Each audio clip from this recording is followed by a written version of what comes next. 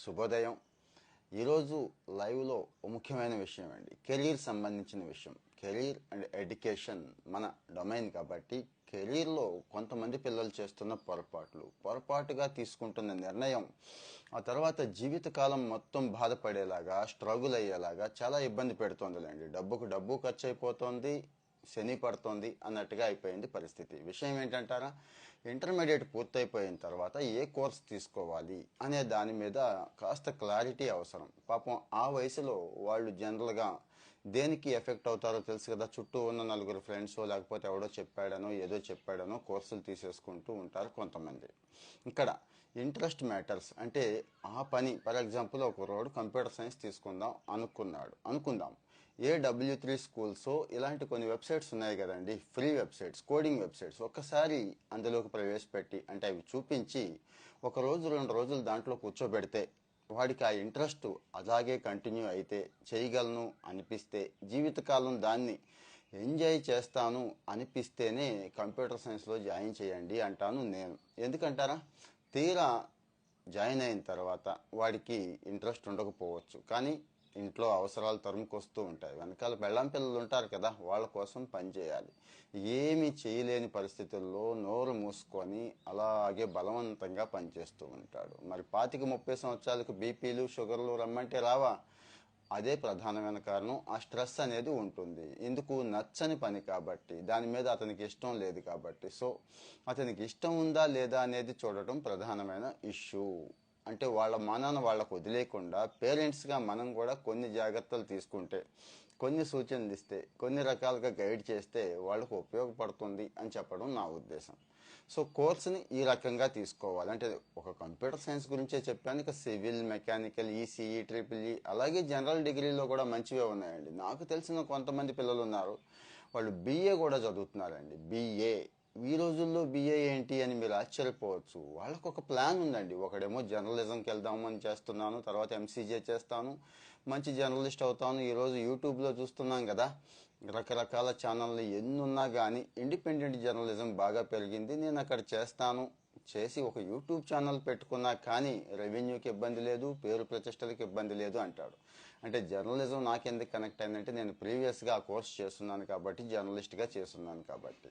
ఇంకొకరోడు సివిల్స్కి వెళ్తాను అంటాడు. తప్పే ఉందండి, సివిల్స్ రాస్తాను అంటాడు. ఈ రోజు నుంచే ప్లానింగ్ ఉన్నాడు. అంటే అక్కడ ఆప్షనల్స్ ఏవైతే ఉన్నాయో, సైకాలజీ కావచ్చు, హిస్టరీ కావచ్చు, సోషియాలజీ కావచ్చు, ఆ ఆప్షనల్స్ని, ఆంథ్రోపాలజీ కావచ్చు, ఇప్పుడే నేను తీసుకొని డిగ్రీ పూర్తి చేస్తాను, ఒక డెప్త్ ఆఫ్ నాలెడ్జ్ వస్తుంది, ఆ తర్వాత సివిల్స్ రాస్తాను అంటాడు. అంటే చూడండి ఎంత క్లారిటీ మెయింటైన్ చేస్తున్నారు. ఆ క్లారిటీ ఉండాలి ఈ 18 సంవత్సరాల వయసులో.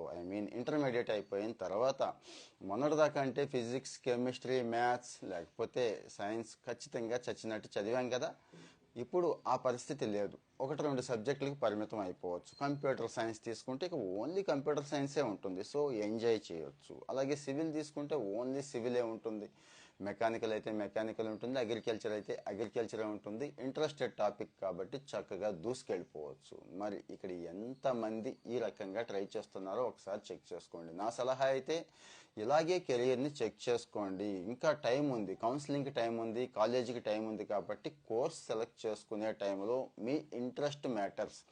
ఏం తీసుకోవాలి అని అడుగుతున్నారు చాలామంది ఈరోజు కూడా. అది బాగుంది, ఇది బాగుంది, దానికి ప్లేస్మెంట్లు ఉన్నాయి, దీనికి జీతాలు ఎక్కువ ఉన్నాయి, అక్కడ యుఎస్లో అవకాశాలు ఉన్నాయి, భారతదేశంలో ఈ కోర్స్కి అయితే అవకాశాలు ఉన్నాయి, 4 సంవత్సరాల తర్వాత ఇదే ట్రెండింగ్ అంట, బాగా జీతాలు వస్తాయంట అంటున్నారు. కానీ అవన్నీ పక్కన పెట్టండి, సెకండరీ అండి. మీకు ₹1,00,000 జీతం వచ్చినా ఇష్టం లేని పని చేస్తే ఉపయోగం ఏముంది? బీపీ షుగర్లు వచ్చాక ఉపయోగం ఏముంటుంది? సో 50,000 జీతం వచ్చినా హ్యాపీగా ఉంటాను, ఎంజాయ్ చేస్తాను అనుకునేది. ఇంకా కెరీర్లో, ఇష్టమైన కెరీర్లో ఎలాగో కష్టపడతాం కాబట్టి, మనసు పెడతాం కాబట్టి, దృష్టి పెడతాం కాబట్టి ఎదగడానికి అవకాశం ఉంటుంది. So interest matter. దేన్నైతే ఎంజాయ్ చేస్తున్నాడో అదే తీసుకోండి. కొంతమంది పొరపాటున చిన్నప్పుడు అంటాం చూడండి, పోలీస్ అవుతాను, లాయర్ అవుతాను, డాక్టర్ అవుతాను, IAS అవుతాను. ఇవి చిన్నప్పుడు మాటలు.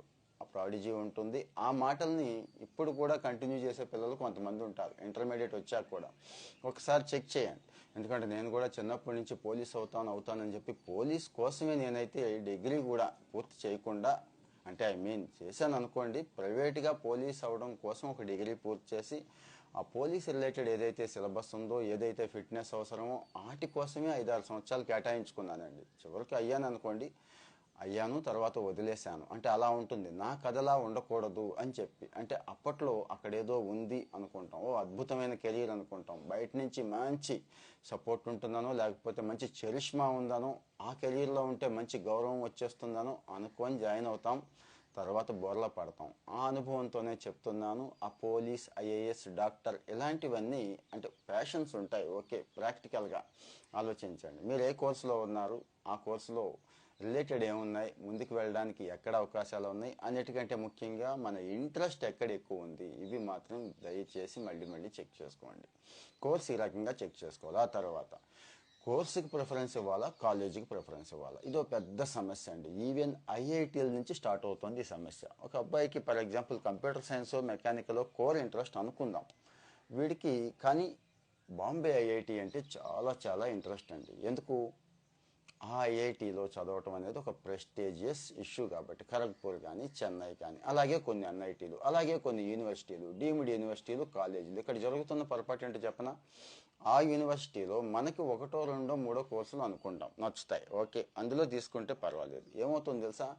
ఎందుకు పనికిరాని కోర్సులు కొన్ని ఉంటాయి. అంటే ఆ ఇంట్రెస్ట్ కూడా ఉండదు. ముందు వీడికి ఇంట్రెస్ట్ ఉండదు, ఆ కోర్సులు కూడా అలాగే ఉంటాయి. ఫర్ ఎగ్జాంపుల్ ఇన్స్ట్రుమెంటేషన్ అని, మెటలర్జీ ఇలాంటివి కొన్ని చోట్ల బాగున్నాయి, మీకు తెలుసు ఏ కోర్సులు అనేది.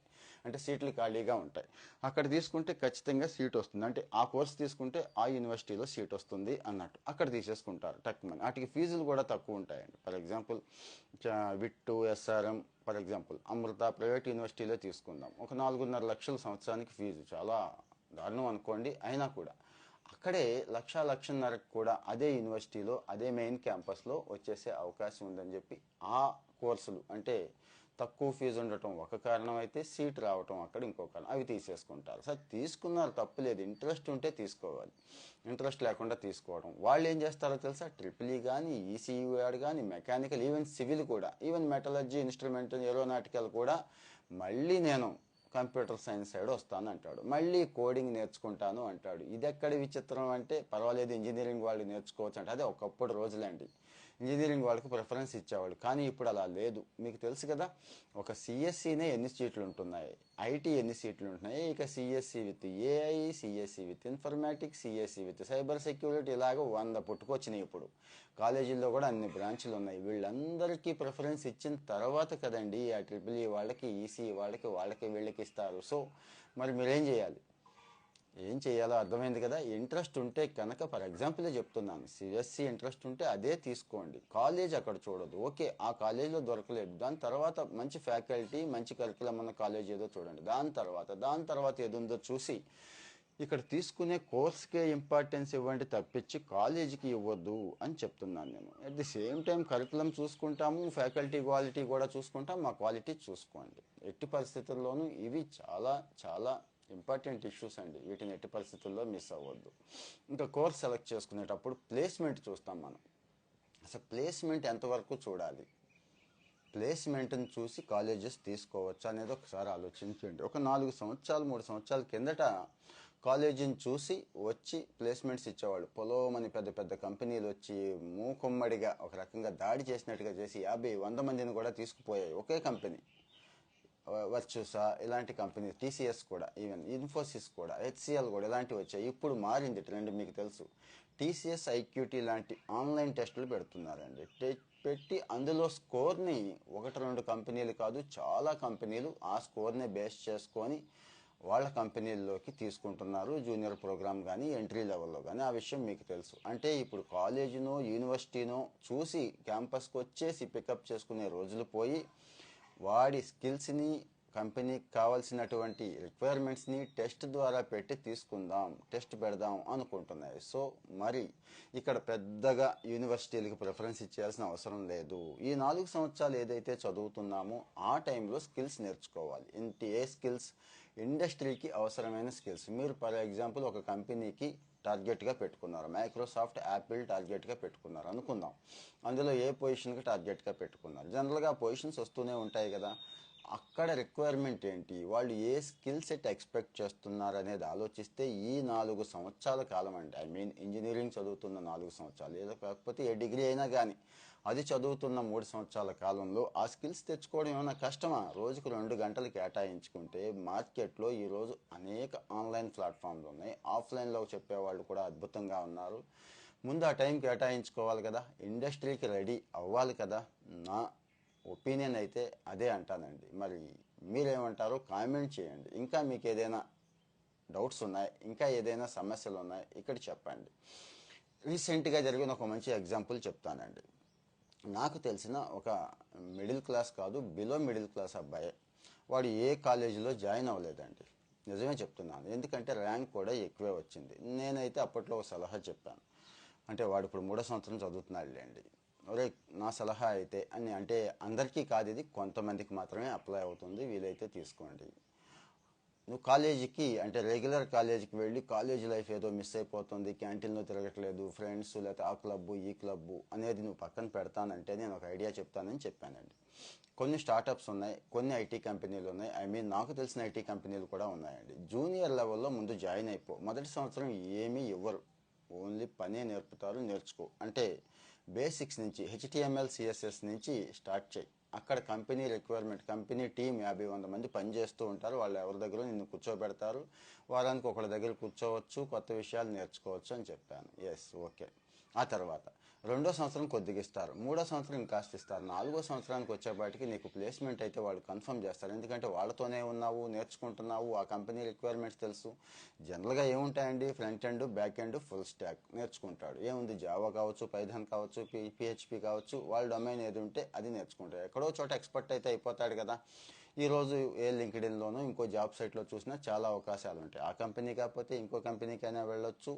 4 సంవత్సరాల తర్వాత నువ్వు ఆల్మోస్ట్ ఒక 3 సంవత్సరాల ఎక్స్పీరియన్స్ ఉన్న సీనియర్ డెవలపర్ కింద వచ్చేస్తావు. ₹1,00,000 అయితే ఈజీగా ఇస్తారని చెప్పాను. వాడు అదే చేస్తున్నాడు. ఈరోజు థర్డ్ ఇయర్లో ఉన్నాడు. వచ్చే సంవత్సరానికి వాళ్ళ ప్రాజెక్టు, లైవ్ ప్రాజెక్టులో పార్టిసిపేట్ చేసి ఆ పై సంవత్సరం మంచి జీతం తీసుకునే అవకాశం అయితే ఉంది. వాడికి ఖర్చులకు తగ్గ డబ్బులు కూడా చక్కగా ఇప్పుడు వచ్చేస్తున్నాయండి.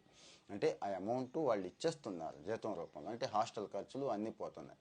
మరి చదువు ఏంటి అనే డౌట్ వచ్చింది కదా మీకు. అంటే కాలేజ్ ఎడ్యుకేషన్ లేదు కదా అని. అది కూడా ఉందండి. అంటే ఇది ఆఫ్ ది రికార్డ్ అన్నట్టు కొన్ని కాలేజెస్ ఉన్నాయి, కొద్దిగా కన్సిడర్ చేస్తున్నారు, అటెండెన్స్ కానీ వగేరా కానీ. ఆ టైంకి వెళ్ళి ఎగ్జామ్స్ రాసుకునే అవకాశం ఇస్తున్నారు. ఎలాగూ వీడు ఆ చదవాలి, ఆ థియరీని ఇక్కడ ప్రాక్టికల్గా ప్రూవ్ చేసుకుంటున్నాడు. థియరీ వెళ్ళి అక్కడ రాస్తున్నాడు. అక్కడేమి కాలేజ్ టాపర్గా ఉండాలి, కాలేజ్లో ప్లేస్మెంట్ కొట్టాలి అనేది ఏమీ లేదు కాబట్టి ఇక్కడ నేర్చుకుంటున్నాడు. కాబట్టి ఒక రకంగా చెప్పాలంటే కాలేజీలో ఆ సెక్షన్లో, ఆ కాలేజ్ ఆ బ్రాంచ్లో ఉన్న స్టూడెంట్స్తో పోలిస్తే వీడే ఎక్కువ నాలెడ్జ్ ఉన్నవాడు అన్నట్టు. అంటే చాలా చోట్ల ప్రాక్టికల్గా బయట దేశాల్లో ఈ పద్ధతి ఉందండి, జరుగుతుంది. అటు ఇండస్ట్రీని అటాచ్ చేసుకొని ఆ స్కిల్స్ ఇవన్నీ ఇస్తూ ఉంటారు. కానీ మన దురదృష్టం ఏంటంటే మన ఇండియాలో ఎంతసేపు అయితే బుకిష్ నాలెడ్జ్, ఓన్లీ థియరిటికల్, అటు ప్రాక్టికల్ ఉండదు. బయటికి వెళ్ళాక వాడు మళ్ళీ మొదలు పెట్టాలి, మళ్ళీ కోర్సుల్లో జాయిన్ అవ్వాలి. అమీర్పేట దగ్గర నుంచి చాలా చోట్ల జాయిన్ అవ్వాలి, వేలకు వేలు తగలేయాలి, మళ్ళీ ఉద్యోగం వస్తుందో రాదో తెలియదు, బ్యాక్ డోర్ వెతుక్కోవడం, ఇవన్నీ ఎందుకు? ఈరోజు సాఫ్ట్వేర్ కంపెనీలు కొదవలేదు, రిక్వైర్మెంట్ కూడా ఉంది. ఎక్కడుంది రిక్వైర్మెంట్ చూడండి ఒకసారి. లింక్డ్ఇన్లోకి వెళ్ళి ఫుల్ స్టాక్ డెవలపర్ అని కొట్టండి, లేకపోతే మీకు నచ్చిందని కెరీర్ ఏది ఉందో ఆ జాబ్ రోల్ కొట్టి చూడండి, ఉన్నాయో లేవో. ఎక్కువ ఏది ఉంటే అదే చేయండి, అదే స్టార్ట్ చేయండి, అదే నేర్చుకోండి. సైబర్ సెక్యూరిటీ కావచ్చు, డేటా సైన్స్ కావచ్చు, మిషన్ లెర్నింగ్ కావచ్చు, ఏదైనా కానీ. సో నా సలహా అయితే ఇక్కడ 3-4 విషయాలు చెప్పాను. కోర్స్కి ఎలా ప్రిఫరెన్స్ ఇవ్వాలి, ఇంట్రెస్ట్ని ఎలా తెలుసుకోవాలి అనేది. నెంబర్ 2, కాలేజ్ని ఎలా సెలెక్ట్ చేసుకోవాలి అనేది. అంటే ప్లేస్మెంట్లు అవి ఇచ్చే కాలేజీకి ప్రిఫరెన్స్ ఇవ్వాలా వద్దా, ప్లేస్మెంట్ ఎక్స్పెక్ట్ చేద్దామా, మన పిల్లవాళ్ళలో ఉన్న నాలెడ్జ్ని 4 సంవత్సరాలు ఇంప్రూవ్ చేసుకోవడానికి ప్రిఫరెన్స్ ఇద్దామా. ఇంకా ఫైనల్గా ఇప్పుడు చెప్పాను కదండి, వర్క్ ఓరియంటెడ్ ఎడ్యుకేషన్ అంటాను. అంటే ఏదైనా ఒక కంపెనీలో అవకాశం వస్తే జాయిన్ అయిపోవడం. మీకు అలాంటి కంపెనీలు తెలియదు, నాకు అవకాశం కావాలంటే నాకు తెలిసినవి పరిచయం చేస్తాను. ఇక్కడ కామెంట్లో మీ నెంబర్ మెన్షన్ చేయండి. అలాగే నా నెంబర్ కూడా ఇచ్చాను, ఇక్కడ వాట్సాప్ నెంబర్ కూడా ఉంది, దానికి కూడా డైరెక్ట్గా మెసేజ్ చేయొచ్చు. 9143494349. మళ్ళీ చెప్తున్నాను, 9143494349. సో మీ పిల్లల ఎడ్యుకేషన్ విషయంలో కంగారు పడిపోయి అనవసరంగా ఆందోళన పడవద్దు. ఎంసెట్ ర్యాంక్ వచ్చింది, రాలేదే, ఎంత వచ్చింది, ఎంత వచ్చింది, ఆ కాలేజ్ బాగుంటుంది, ఈ కాలేజ్ బాగుంటుంది, అక్కడ కోడింగ్ బాగా నేర్పుతారు, ఇక్కడ ప్లేస్మెంట్స్ అనేకం వచ్చినాయి, వాడికి ₹1,00,00,000 ప్యాకేజ్ వచ్చింది. ఎవడో ఒకరితో పోల్చుకోవద్దండి. ఈ 4 సంవత్సరాలు కష్టపడితే మీ వాడు నెలకు 10-15 లక్షల ప్యాకేజ్ వస్తే చాలదా? ఆ తర్వాత సంవత్సరం ఒక 50 లక్షలు 60 లక్షల ప్యాకేజ్కి వెళ్తే చాలదా? ఆ తర్వాత వాడే వెళ్తాడు. ఎందుకు?